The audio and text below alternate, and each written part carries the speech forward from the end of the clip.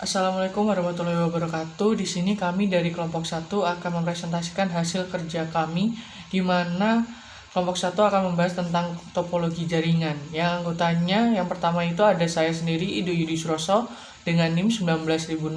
Kemudian yang kedua yaitu Vela Dilamai Karolin dengan NIM 19012. Kemudian yang ketiga ada Dewi Husaima dengan NIM 19010.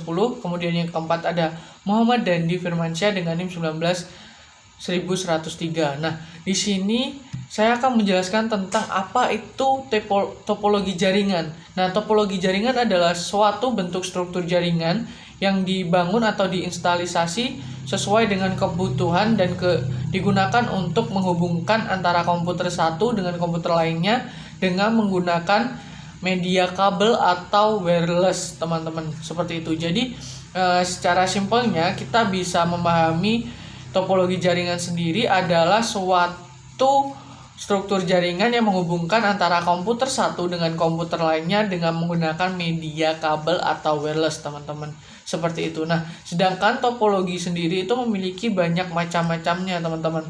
Macam topologi yang pertama yaitu ada topologi ring atau cincin, teman-teman. Jadi topologi ring atau cincin itu merupakan topologi yang menggunakan atau menghubungkan PC atau komputer satu dengan komputer lainnya, teman-teman. Jadi bentuk dari topologi ring atau cincin itu berbentuk lingkaran, teman-teman, seperti yang bisa kita lihat di gambar, teman-teman. Kemudian ciri-ciri dari topologi ring sendiri yang pertama itu node-node dihubungkan dengan secara aerial di sepanjang kabel dengan membentuk jaringan seperti lingkaran. Kemudian yang kedua yaitu problem yang dihadapi sama dengan topologi bus, teman-teman. Jadi ketika suatu jaringan atau satu jaringan itu rusak, maka jaringan yang lain itu tidak dapat melakukan komunikasi atau tidak dapat melakukan akses, teman-teman, seperti itu. Kemudian ciri-ciri yang ketiga yaitu tipe kabel yang digunakan biasanya kabel UTP dan konektor RJ45, teman-teman, seperti itu. Nah, kemudian kelebihan topologi ring sendiri, yang pertama itu dapat melayani aliran lalu lintas data yang padat. Kemudian yang kedua, aliran data mengalir lebih cepat karena dapat melayani dari sisi kiri dan sisi kanan server, teman-teman, seperti itu. Kemudian kelebihan topologi ring yang ketiga yaitu transmisi data yang relatif sederhana seperti perjalanan paket data dalam satu arah saja, teman-teman, seperti itu. Kemudian kekurangan topologi ring sendiri yang pertama yaitu kerusakan pada satu media pengiriman atau terminal dapat melumpuhkan kerja seluruh jaringan, teman-teman. Ini yang merugikan. Kemudian yang kedua yaitu paket data harus melewati setiap komputer antara pengiriman dan penerimaan sehingga menjadi lebih lambat. Kemudian yang ketiga yaitu pengembangan jaringan menjadi lebih kaku karena penambahan terminal atau node menjadi lebih sulit bila portnya sudah habis, seperti itu. Kemudian yang kedua itu ada topologi bus, di mana topologi bus ini merupakan sebuah topologi yang menggunakan kabel tunggal sebagai media transmisinya atau kabel pusat tempat di mana seluruh CAN atau server dihubungkan, teman-teman, seperti itu. Nah, kemudian ciri-ciri topologi bus sendiri yang pertama yaitu node-node dihubungkan secara serial sepanjang kabel pada kedua ujung kabel ditutup dengan terminator, teman-teman. Kemudian ciri-ciri yang kedua yaitu sangat sederhana dan dalam instalisasinya. Kemudian yang ketiga yaitu sangat ekonomis biayanya. Kemudian yang keempat, paket-paket data saling bersinambungan pada satu kabel. Kemudian yang kelima yaitu tidak diperlukan hub yang banyak, diperlukan adalah konektor pada setiap Ethernet cardnya, teman-teman. Kemudian yang keenam yaitu problem yang sering terjadi adalah jika dalam suatu node rusak maka jaringan keseluruhan dapat down sehingga keseluruhan node tidak bisa berkomunikasi dalam jaringan tersebut, teman-teman. Nah, kemudian kelebihan dari topologi bus sendiri yang pertama yaitu layout kabel sederhana sehingga instalasinya itu lebih relatif mudah. Kemudian yang kedua yaitu hemat kabel sehingga biaya instalasinya relatif lebih murah, teman-teman. Itu suatu kelebihannya. Kemudian yang kelebihan yang ketiga yaitu penambahan dan pengurangan terminal dapat dilakukan tanpa mengganggu operasi berjalannya.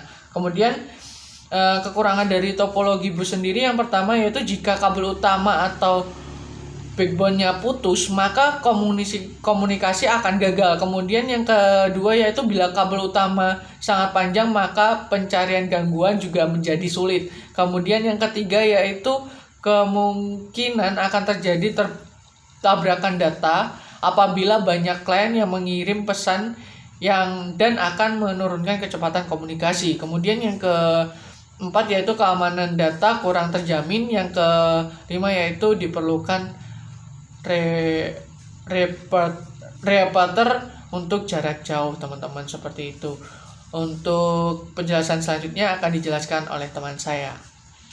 Teman-teman, jadi di sini aku akan menjelaskan tentang topologi star, yang mana star ini kan artinya bintang ya. Jadi topologi bintang ini merupakan sebuah topologi jaringan yang menggunakan switch atau HUB untuk menghubungkan antar node klien gitu. Nah, apa aja sih ciri-ciri dari topologi star itu? Nah, jadi ciri-cirinya itu yang pertama, setiap node berkomunikasi langsung dengan konsentrator atau HUB. Nah, jadi terus juga yang kedua, ketika paket data yang pakai itu 30 misal banyak gitu ya, jadi kinerjanya itu juga akan semakin turun gitu. Terus juga yang ketiga, topologinya itu sangat mudah dikembangkan problemnya.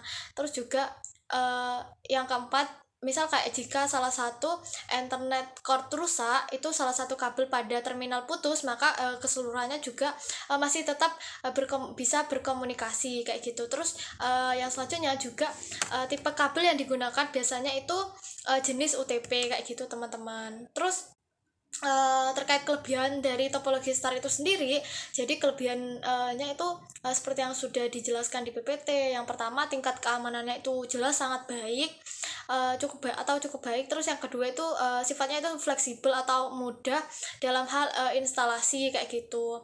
Terus yang ketiga, proses pertukaran data juga tidak rumit ya, jadi enak gitu, mudah. Terus udah gitu mudah dalam troubleshooting jaringan karena kan satu klien gitu.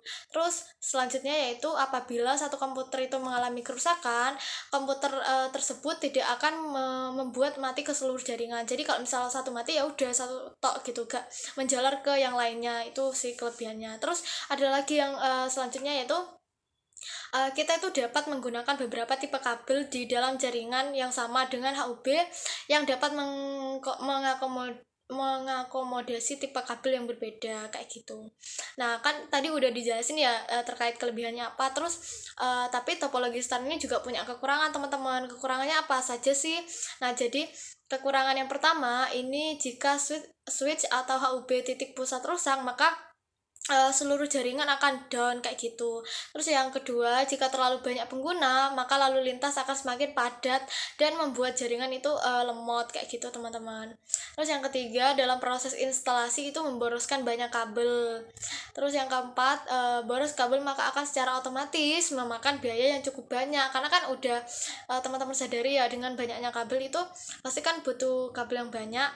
Terus juga pengeluarannya juga banyak kayak gitu, teman-teman. Terus yang selanjutnya, jika port dalam HUB atau switch salah satu rusak, maka tidak dapat dipergunakan, bahkan dalam jangka panjang akan merusak port-port yang lain. Jadi kayak gitu, teman-teman.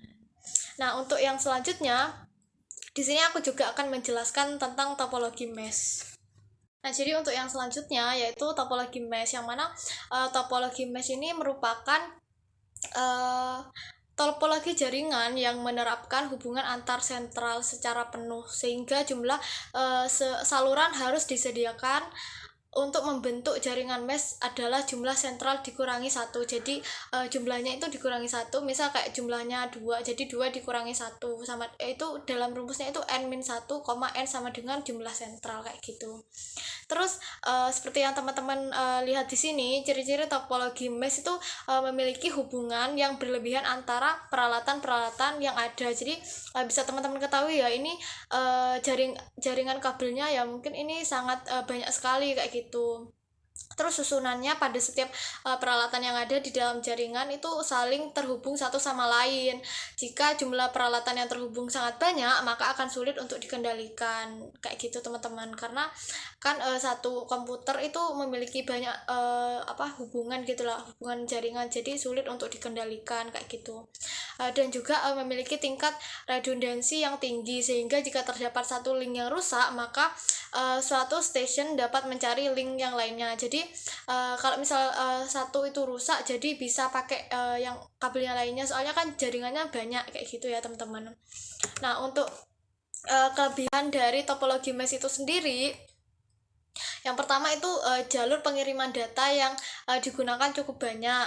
Karena kan di situ menggunakan jaringan yang cukup banyak juga, seperti yang dilihat pada gambar di PPT sebelumnya. Terus yang kedua, tidak berebut jalur pada saat proses pengiriman data. Nah, karena di situ menggunakan banyak kabel, otomatis kan tidak perlu antri gitu loh dalam pengiriman data, karena kan sudah bisa menggunakan yang ini kayak gitu. Terus sudah gitu, yang ketiga, bandwidth yang cukup lebar. Yang selanjutnya, teknik security yang baik pada teknologi ini, karena kan satu komputer itu bisa tersambung oleh banyak kabel. Jadi kalau misal terjadi sesuatu itu kabel yang tersambung itu tahu, jadi security-nya itu sangat-sangat bagus kayak gitu. Terus untuk yang kelebihan yang selanjutnya, yaitu punya jalur cadangan untuk dilewati beberapa paket data, karena seperti yang tadi udah jelaskan, itu kan jaringannya banyak, jadi cadangannya itu juga banyak gitu loh. Misal kayak ngirim satu, jadi dilewati di banyak jalur, jadinya punya banyak cadangan kayak gitu. Nah, itu kan kelebihannya tadi. Terus terkait kekurangannya, yang pertama, saat proses instalasi sangat membutuhkan banyak kabel, seperti yang teman-teman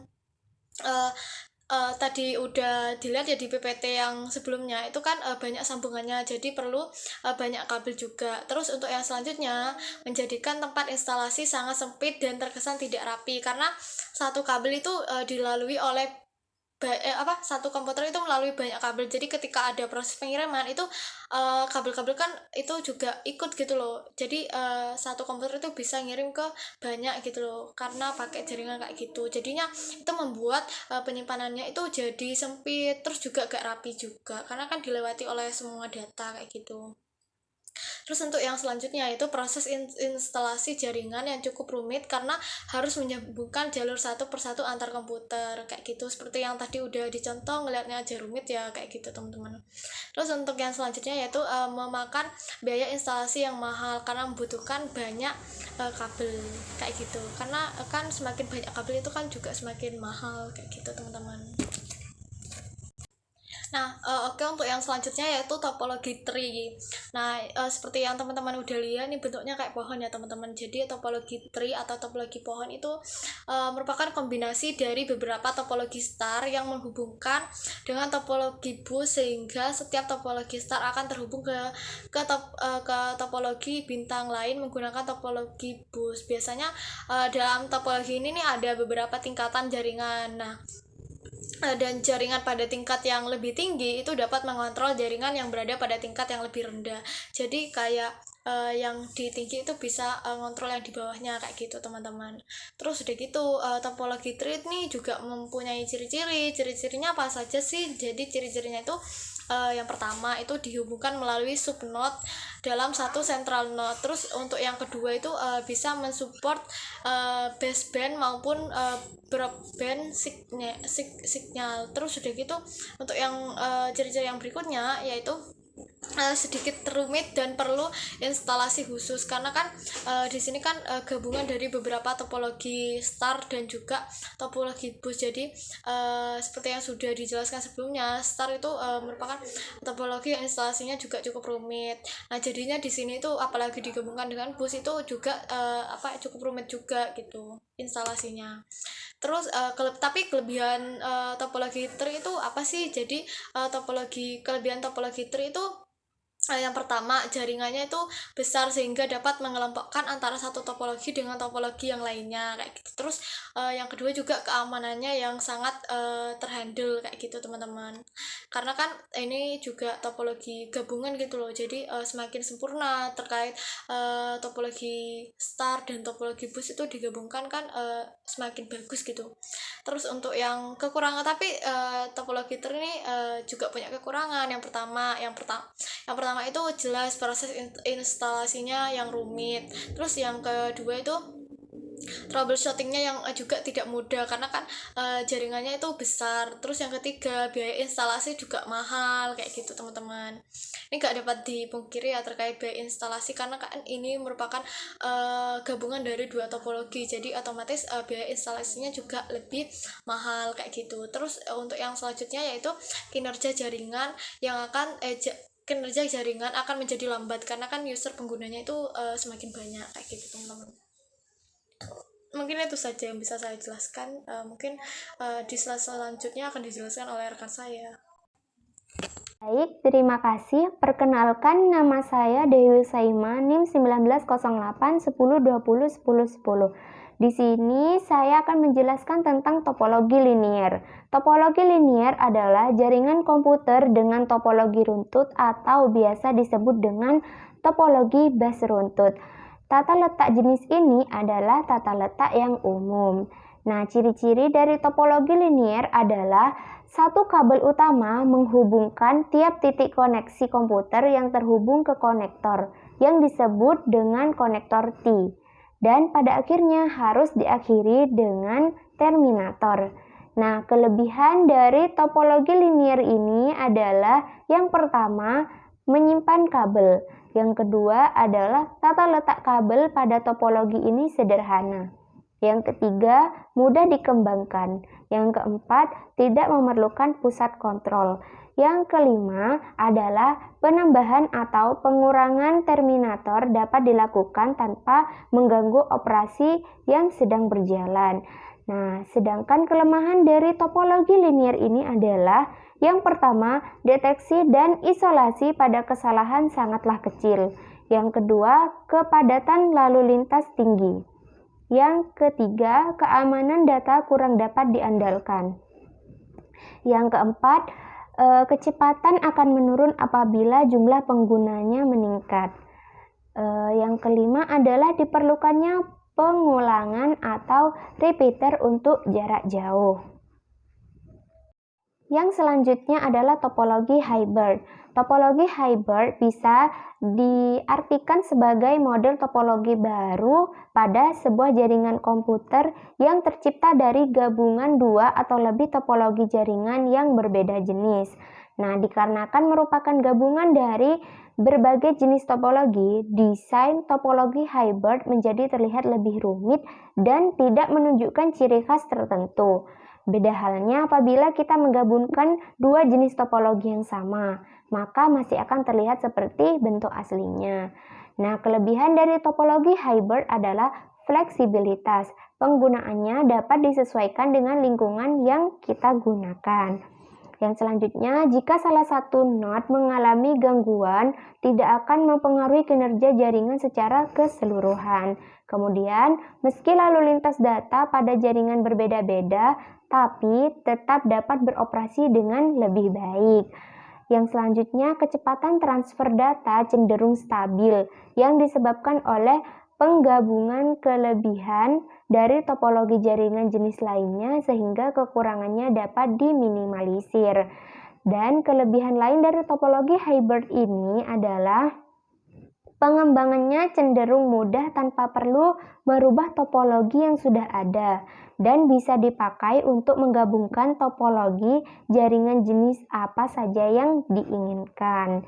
Kekurangan dari topologi hybrid ini sendiri adalah yang pertama, pengelolaannya sulit. Yang kedua, biayanya mahal dibandingkan dengan topologi lainnya. Yang ketiga adalah instalasi dan konfigurasi topologi ini sulit. Selanjutnya yaitu topologi broadcast. Nah, topologi broadcast adalah topologi tipe pertama dari topologi logik komputer. Secara sederhana dapat digambarkan yaitu suatu host yang mengirimkan data kepada seluruh host lain pada media jaringan.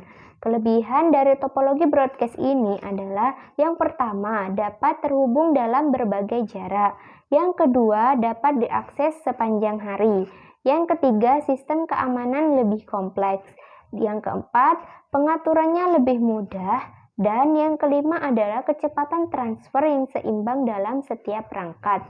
Nah, sedangkan kekurangan dari topologi broadcast ini sendiri adalah biayanya yang cukup mahal. Terus, biasanya terdapat error pada host dan rawan diserang oleh hacker. Nah, untuk slide selanjutnya akan dijelaskan oleh teman saya.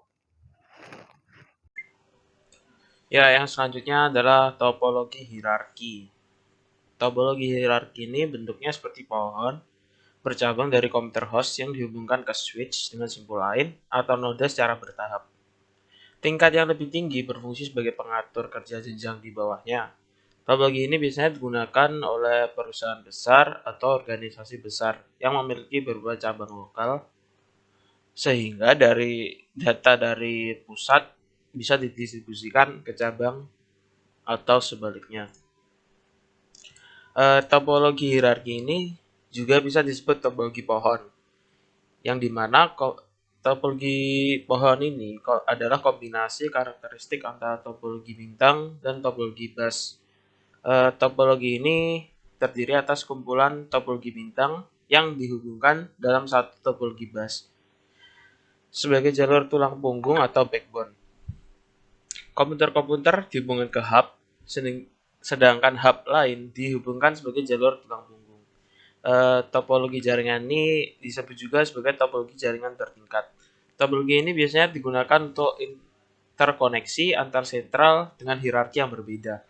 Untuk hierarki yang lebih rendah digambarkan pada lokasi yang rendah dan semakin ke atas mempunyai hierarki semakin tinggi.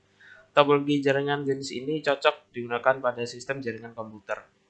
Pada jaringan pohon, terdapat beberapa tingkatan simpul atau node. Pusat atau simpul yang lebih tinggi tingkatannya dapat mengatur simpul lain yang lebih rendah tingkatannya. Data yang dikirim perlu melalui simpul pusat terlebih dahulu. Selanjutnya adalah kelebihan dari topologi hierarki. Yang pertama adalah sentralisasi data hierarkis sehingga pengolahan data yang lebih baik dan lebih mudah. Yang kedua, control, yaitu mudah berkembang menjadi jaringan yang lebih luas dan mudah dikontrol. Dan untuk kekurangannya, yang pertama, komputer bawahnya tidak bisa dioperasikan jika kabel pada komputer tingkat atas terputus. Yang terakhir adalah kemungkinan adanya tabrakan berkas karena melatih banyak komputer dan hanya satu pusat di atas. Jadi bisa mungkin aja terjadi tabrakan berkas antara komputer bawah.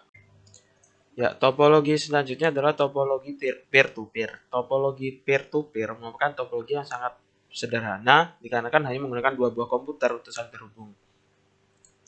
Pada sejarahnya, topologi peer-to-peer generasi awal yakni Videonet muncul dengan sukses dan berhasil bertengger di puncak kepopuleran.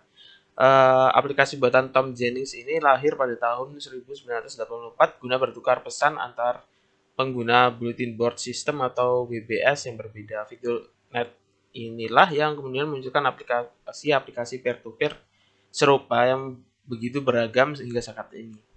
Seiring berjalannya waktu, terutama pada tahun 1990, mulai berkembang sebuah aplikasi yang dibuat berdasarkan topologi peer-to-peer. Misalnya BitTorrent, Kazaa, Idanki, dan sejenisnya. Bahkan topologi peer-to-peer tidak hanya gemar digunakan oleh pengguna rumahan saja, melainkan sejumlah perusahaan besar juga berminat akan menggunakan jaringan ini. Bahkan saat ini juga istilah jaringan atau topologi peer-to-peer yang berkaitan dengan sistem keuangan. Banyak perusahaan startup yang bergerak di bidang jasa peminjaman uang dengan memanfaatkan sistem jaringan peer-to-peer atau topologi peer-to-peer ini, sehingga sistem ini diharapkan mampu mempermudah orang-orang melakukan peminjaman uang tanpa perlu merasakan kesulitan. Karakteristik jaringan peer-to-peer yang pertama adalah tidak mempunyai komputer sebagai satu server yang didedikasikan, karena hanya ada dua komputer yang saling berhubungan. Yang kedua, tiap-tiap komputer dalam jaringan ini adalah server sekaligus mitra. Ketiga, tidak memiliki kontrol terkait pengaturan keamanan jaringan. Yang terakhir, tidak membutuhkan spesifikasi komputer yang berspesifikasi setara antara dua komputer tersebut guna terhubung dalam suatu jaringan tertentu. Dalam penggunaan sistem jaringan peer-to-peer, Anda sudah tidak lagi menggunakan hub. Hal ini dikarenakan komputer telah terhubung langsung dengan kabel UTP. Komputer yang telah terhubung sudah tidak perlu lagi menggunakan spesifikasi serupa, langsung saja tambahkan kartu jaringan ke komputer untuk dapat dihubungkan secara bersama-sama. Kelebihan topologi peer-to-peer yang pertama adalah biaya yang dibutuhkan sangat murah, karena hanya menghubungkan dua komputer. Selanjutnya, masing-masing komputer dapat berperan sebagai klien maupun server. Yang terakhir, instalasi jaringan yang cukup mudah. Dan untuk kekurangannya adalah yang pertama, keamanan pada topologi jenis ini bisa dibilang sangat rentan. Yang kedua, sulit dikembangkan karena hanya ada dua komputer ya. Yang terakhir, sistem keamanan dikonfigurasi oleh masing-masing pengguna. Troubleshooting jaringan bisa dibilang sangat rumit. Topologi token passing merupakan topologi yang mengatur pengiriman data pada host melalui media dengan menggunakan token yang secara teratur berputar pada seluruh host. Token passing merupakan metode akses pada jaringan dengan topologi token bus dan token ring yang melakukan transmisi data pada jaringan dengan lintasan secara melingkar dan mengontrol akses network atau jaringan dengan mengirim pesan elektronik ke host lainnya. Dan host hanya dapat mengirim apabila host tersebut memiliki token. Token merupakan suatu paket yang terdiri dari 3 field atau medan yang beredar dalam jaringan komputer sampai ada terminal yang menangkapnya untuk mengirimkan data. Pada saat token diambil oleh terminal, maka ada bit dalam token yang diubah, yaitu bit control access yang mengakibatkan token menjadi tidak bebas lagi. Topologi token passing ini memiliki kelebihan dan kekurangan. Kelebihannya adalah dengan token ini collision atau tabrakan data bisa dicegah. Dan untuk kekurangannya, hanya host yang dapat mengirimkan data jika host tersebut memiliki token. Jadi pengiriman data itu terbatas ya. Baik, mungkin itu saja presentasi dari kelompok kami. Jika ada salah kata, kami memohon maaf sebesar-besarnya dan kami juga berterima kasih kepada para pendengar sudah memberikan waktunya atau meluangkan waktunya untuk memperhatikan presentasi kami. Mungkin sekian saja. Akhir salam. Wassalamualaikum warahmatullahi wabarakatuh.